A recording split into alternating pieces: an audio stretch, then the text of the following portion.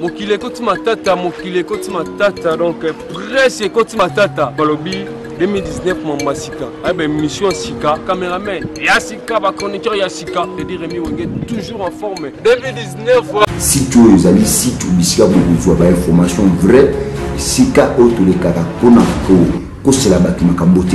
Les site où les caractères vous avez information vraie. Au biso tukarango eza site ya Sika kombo nango kin ya banaki ba émission Sika ba émission yena ma munango ba émission ba artiste en action suka oyemba comédie aka émission na bino ngoyo oyemba ba comédien ba musicien donc nulle part ailleurs kini ya banaki abonnez-vous massivement.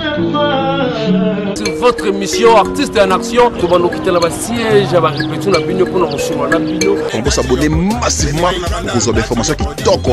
Il y a chaîne biso YouTube Kin ya Banaki. On a pour ça les émissions, on a pour ça ba ya mayo donc quand c'était bien ba numéro ils on a préparé parce que ma cambo donc bandi restez toujours branchés. Kin ya Banaki. Abonnez-vous massivement. Cette émission artiste en action.